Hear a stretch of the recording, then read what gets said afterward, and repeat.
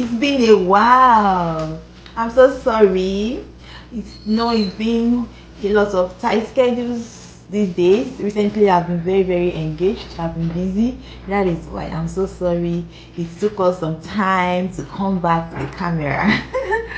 Sorry. So thank you for coming back to the Joyful Path channel. I hope you are all doing great. You are all doing well. You are staying healthy. You are staying active, and you are doing well. Please, just as a kind of reminder, if you have not subscribed to the Joyful Path channel, please do well to subscribe. Please and please do well to subscribe.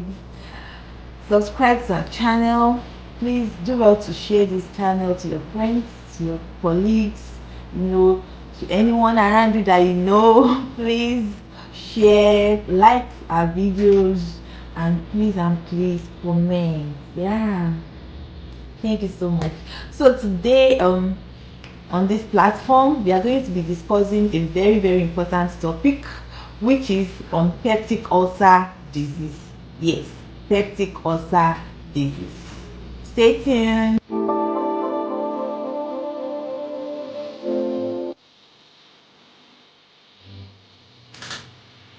To begin with, peptic ulcer disease is a very serious health condition. It is a very serious health issue. It's common. I'm sure that you would have heard it a lot from people. Oh, I have ulcer, I have this, I have that. It is a very common health illness because research has shown that about 5 to 10% of people in their lifetime will develop peptic ulcer disease. Yeah, it is that serious. It is a very common chronic illness. It starts simple, and before you know it, it develops into something that is very serious. And the good thing about peptic ulcer disease is that it could be prevented and it could be treated. And the downside of it as well is that it could result into serious complications, and it could develop into a chronic disorder if not well treated and it is not well managed. And this complication sometimes it could lead to something that could have life-threatening condition, that sometimes it could even lead to something that will become unmanageable.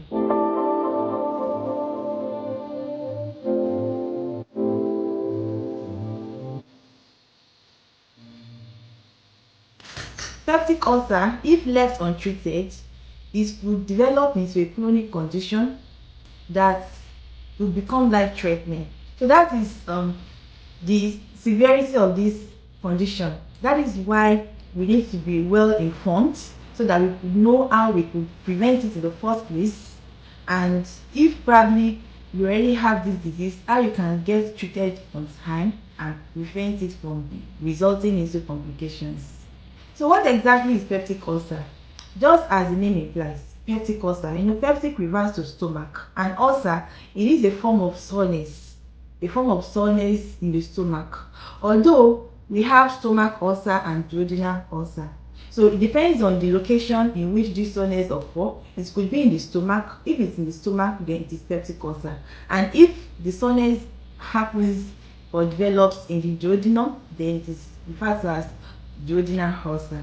So, but for the purpose of this video, to make it simple, I'll try to break it down and make it as simple as I can be. So I'm going to refer it as peptic ulcer. So peptic ulcer disease, is a form of disease that occurs when there is a form of soreness, when a soreness occurs in the mucosal lining of the stomach. Our stomach is an organ, is a gastrointestinal organ. And this peptic ulcer, it is a disease of GIT. It affects the gastrointestinal organ. That is the organ that is involved in the breakdown of food, digestion of meals, absorption of nutrients. Think about everything, the whole chemistry that contains food, right from when it is ingested from the mouth to when it is digested, when it is absorbed, when the nutrients are being taken up by the body, to the point of elimination from the body system, to the point of excretion. Yeah. So these organs, starting from the mouth down to the anus, they are the gastrointestinal organs, and we call them the gastrointestinal tract. That is the GIT, of which stomach is one of them. And each of these organs take a very vital role. The stomach as well is taking a very vital role. It's very important as an essential part of the GI tract. So now, peptic ulcer, a disorder of the GI tract which affects mainly the stomach, either the stomach or the duodenum. So what does this peptic ulcer, what does it do to the stomach? So number one, what it does is that it causes a form of soreness, which is a form of inflammation. Think of inflammatory disorder. So it causes a form of inflammation when the lining of the stomach is being eroded. When it's just like let's say you have what example can I give? Okay, let's say for example now you have a pipe, and this pipe is carrying water down to a whole house. It's serving the whole house, and the inside of this pipe is lined in such a way that it is made clean and it is carrying the content which is going to deliver to the household. That is how the lining of the stomach is. This line of the stomach is a form of shield that is protecting the stomach organ. The stomach is an organ that has different parts, and this lining is the one that is protecting it. It has 3 layers. We have the innermost layer, we have the middle layer, and the outer layer. So these stomach layers, they contain cells. We call them the epithelial cells. So the innermost layer, that is the one that has the muscles, and the middle layer, that is the one that contains the blood supply and the lymph, and the outermost layer, that is the one that actually secretes the stomach enzymes, because the stomach also secretes certain enzymes. So the outermost layer, the epithelial cells of the outermost layer, they are the ones that are involved in the secretion of enzymes, and the absorption of the nutrients. Yeah, they are the ones that actually help in the digestive process in the stomach. So once this outermost layer gets eroded, if you have a soil and there is erosion to that soil, that soil will begin to tear down. That is what happens to the stomach lining in ulcer. So this stomach layers begins to wear down, it tears, it begins to become eroded. There is inflammation, and this inflammatory process will begin to eat down into these layers, and they begin to tear up and begin to erode, and that is when the individual starts to feel this epigastric pain, because the classical symptom of stomach ulcer, the most common symptom of stomach is this abdominal pain, and it is most times it is epigastric, just above the stomach. That is when the individual feels this pain. So if you have stomach ulcer, you must have been having this pain. This is sometimes it could be a form of throbbing pain in your epigastric. You just feel this pain above your stomach upwards. That is stomach ulcer. So in a simple term, stomach ulcer is just a form of erosion of the stomach lining, a form of soreness, a form of defect that affects the stomach lining, and this erosion, it leads to what we call epigastric pain. That is just what stomach ulcer is, and it can be stomach ulcer if it is affecting the stomach, and it could be duodenal ulcer if it's affecting the duodenum. So what exactly causes this ulcer? What causes this ulcer? There are different causes of this stomach ulcer. Number one, the major cause, which research has stated, is infection. Yeah, what exactly is causing this stomach infection? So the major cause is the infection, which is a bacterial infection, and this bacteria is the H. pylori infection. Yeah, this infection, it can result in stomach ulcer if this individual has too much of this bacteria in the stomach lining. Although there are certain amounts of this bacteria that could be in the stomach lining that is not affecting the stomach, in fact it is helpful, but when there is too much of it, then it could actually begin to eat down into the lining and then damage the stomach lining. Stomach ulcer, this infection, it can happen at any age. Yeah, it can happen at any age, but it is more common among middle-aged individuals. Yeah, so when this bacteria then now damage the stomach lining, then it results into stomach ulcer, H. pylori.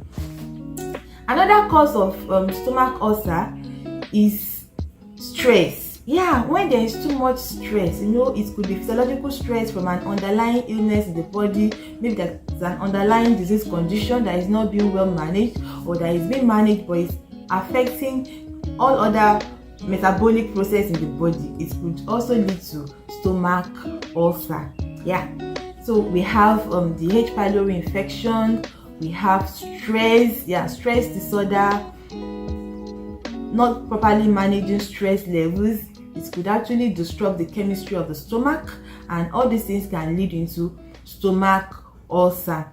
Then another important thing that we need to note for the cause of stomach ulcer is overuse of NSAIDs. It is NSAID, NSAIDs. NSAID means non-steroidal anti-inflammatory drugs. Yeah, these non-steroidal anti-inflammatory drugs can actually cause stomach ulcer. And these drugs are the drugs that people take, as a form of pain relieving measures. People take it to relieve pain. An example of these medications include, ibuprofen, think of diclofenac, think of aspirin, even pelvic that ladies use for menstrual cramps and all these drugs, which are the non-steroidal anti-inflammatory drugs, they also affect the chemistry of the stomach, and they can cause stomach ulcer. These drugs, because it can be purchased over the counter, you don't need a doctor's prescription to get most of these non-steroidal anti-inflammatory drugs. So people tend to abuse them. People just take it a lot.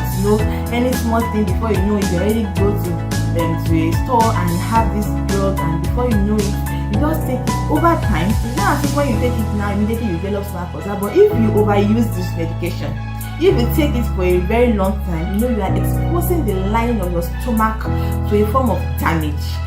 You are trying to damage your stomach lining, because what these medications does is that it inhibits the secretion of prostaglandins. And what this prostaglandins does is it also helps to protect the lining of the stomach. So when you excessively use this drug and you overuse them, it's gonna limit the production of prostaglandin, and then exposing your stomach to over-secretion of acid.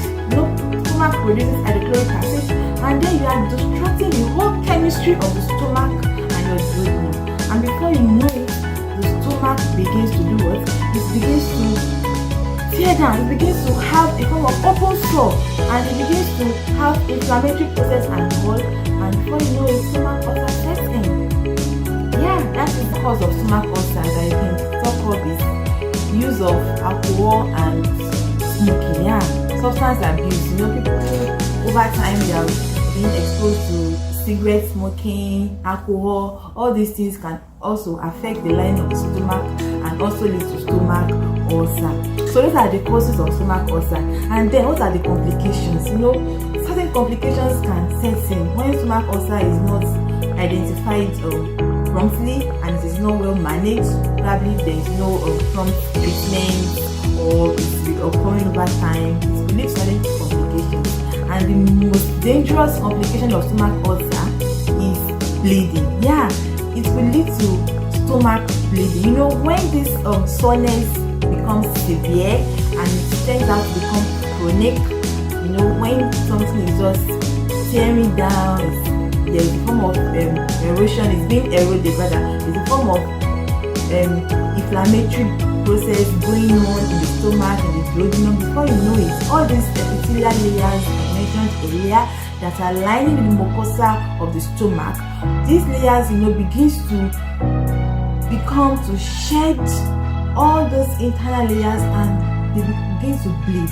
Once the middle layer is exposed, this middle layer, that is where the blood vessels, the blood supplies and the veins, that is where they are located. So once this inflammatory disorder begins to eat deep into these inner layers, then those organs begins to bleed. The internal layers begins to bleed, and it leads into serious complications. Once there is internal bleeding, individual begins to feel dizzy, begins to there could be dizziness and fainting, and aside from that, the person begins to notice probably some a form of blood in the stool, black tarry stools. Those are the symptoms that could actually be observed. So those are the complications that peptic ulcer can set, and it is very dangerous when there is internal bleeding in the stomach, in the duodenum, in the GI tract. It's a very serious complication of peptic ulcer disease. Another complication is perforation. When this inflammatory process is chronic as well, and the internal organs the internal layers of this stomach mucosa are being affected, it could also lead to a form of perforation when it perforates deep into the innermost cells, into the innermost organs, and this perforation can actually go deep into the other abdominal organs. It can lead to, we know that there are some layers in the abdomen, talk about the peritoneum, which are very sterile. So once some of these inflammatory contents begins to perforate into it and leak into it, then it is a very, very life-threatening complications. That is when you begin to have abdominal tenderness, there's a form of abdominal swelling, there's serious pain, and all these things could be life-threatening. So those are the complications that can set in. And if over time, if stomach ulcer is not well managed, it could also lead to form a sort of stomach tumor, which is a life-threatening complication as well. So that is why stomach ulcer is a very serious condition. It might look like, oh, it's common, it's this, but it can be prevented and it can be treated. That is the good thing. But if not well attended to, if you don't seek medical treatment early, and if you don't take it serious, other complications can set in, and that is what we wouldn't want to happen, and that is what I wouldn't wish you. That is why you need this information, be well informed, and know how you can prevent all these things from happening. So what are the signs and symptoms of gastric ulcer, peptic ulcer, duodenal ulcer? I'm still referring to the same thing. So the signs and symptoms, I know that is what we all know. First of all, there is epigastric pain. That is the major sign and symptom. Pain. There is always this very troubling pain, excruciating pain. Some people before eating they feel pain, after eating they feel pain, even in between meals they have this pain. Even some people wake up in the middle of the night because of this abdominal pain. So pain is one of the very major symptoms of gastric ulcer. Stomach pain, most times epigastric pain. And this pain, to differentiate between stomach ulcer and duodenal ulcer. For stomach ulcer, it's the level of the pain increases during meal. Because immediately, when meal goes down into the stomach, hydrochloric acid is being secreted alongside with meal intake. So when you eat and then you begin to feel this pain while eating, or just feeling after eating, it's more likely to be stomach ulcer because it is associated with the secretion of acid. But if eating relieves the pain, and probably you feel the pain 2 to 4 hours after eating, it's most likely going to be duodenal ulcer. So, but the bottom line is that the major symptom of gastric pain, the major symptom of gastric ulcer is pain, abdominal pain, and most times it's always in the gastric pain, that is upper part of the stomach. Another sign and symptom is bloating. Maybe you just feel bloated up. That is the warning sign. Oh, probably something is wrong. Another thing is belching, excessive belching, just pass gas. All these things are just point to the fact that some stomach chemistry are not going on. There is a disruption in the chemistry of the stomach or of the entire GI tract. Another sign and symptom is nausea and vomiting. Some people just feel like, they just feel nauseated, vomiting. Some people, there is loss of appetite. So all these things are the symptoms of gastric ulcer. And when complications set in, that is when you can have some later symptoms like blood in the stool, some black tarry stools, and then sharp abdominal pain. Those are the symptoms of chronic ulcer, and when some certain complications already set in. So those are the signs and the symptoms of gastric ulcer or peptic ulcer. So that is why it is very serious, so that we can avoid it from becoming chronic, and so as to avoid certain complications. That is why it is very, very important for us to do what? To put in measures, like just take good attention, take a close attention of your stomach, of your body. Know when things are not working the way they usually work. Know when you are noticing some unusual symptoms in your GI tract, so that you can easily seek help on time and do certain tests to know what exactly is going on and get adequate treatment so as to prevent further complications. So then, what is the way out? So if you have been experiencing any of these symptoms we have highlighted earlier, probably you've been having pain, bloating, some things that is just unusual, maybe some GI disorders which are unusual, that this is not how you feel normally, then it is time for you to seek prompt medical help. Reach out to your primary healthcare provider, reach out to your doctor, so that they can actually do some investigations and know what exactly is wrong. They might have to do some blood works, they might have to do some ultrasound scan, get some endoscopy done, just make some investigations to know what exactly is happening in your GI tract. And based on their findings, you'll be able to know that, okay, what exactly is causing it, depending on the cause. If they discover that, probably you have some H. pylori bacteria infection, what they will just have to do, probably prescribe some antibiotics based on based on their findings. They'll just give you and you'll be fine. That's it. Something that could be treated, if it's discovered early enough. Also, probably they just need to give you some medications to balance and make your stomach chemistry to work well, just to feel that everything is balanced and restore the chemistry of the stomach and the duodenum, your entire GI tract. Probably that is all what you just need.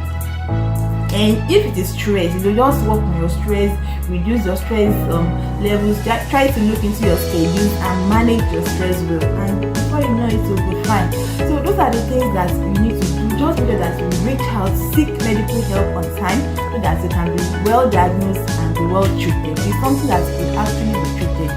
And if peradventure you have already been diagnosed of peptic ulcer disease, there are certain things you also need to do, some lifestyles you need to modify in order to make sure that your GI tract is working well. And this also, I would say it alongside with prevention, like how we can actually prevent peptic ulcer. So if you don't have it, you want to promote your health and maintain this health state. So how can we actually prevent this disease? First of all, manage your stress level well. And managing your stress level well, meaning that you are taking good attention to your health, you are taking adequate water, you are doing things that you are engaging in having adequate rest and sleep. All these things will make your internal organs to work well. And also, as a way of prevention, you also need to stay clear of certain spicy products. Although spicy foods on its own does not cause peptic ulcer, but if one has already developed peptic ulcer, it could actually aggravate it. Spicy foods, spicy drinks, all these fizzy drinks that have gas content, they can aggravate peptic ulcer. So if probably you have been diagnosed and you've been treated, to further prevent it from reoccurring, please, you need to look into how you take spicy meals. Probably spicy products like ginger, garlic, turmeric, ginkgo, all these things. You need to either reduce your intake or you avoid it completely, because they can actually aggravate stomach ulcer. And any other peppery products, pepper, you need to avoid them, and some fruits that has high acid content. That is why it is not good to take fruits first thing in the morning before meal. First in the morning, have water, probably take some meal, and it's not good to take certain food like orange, they have high acidic content very early in the morning. All these things can disrupt the chemistry of the stomach lining and increase the secretion of stomach ulcer. The secretion of stomach acids, rather. So it is very important that you work on stress levels. Smoking, alcohol intake should be avoided, because all these things too can actually aggravate stomach ulcer. Stomach ulcer is a defect that affects the GI tract. It is a very serious condition. It is common and it could be prevented. So always Always pay a very close attention to your body mechanism to know when things are not working the way they usually do, so that you can get prompt care, so that you can get prompt help and prevent it, manage it on time, and avoid complications. So guys, if you like this video, please remember to give it a thumbs up. Remember to like this video. Please do well to subscribe to this channel, the Joyful Paths channel. Please subscribe. Thank you guys for coming. See you next time. Thank you. Bye.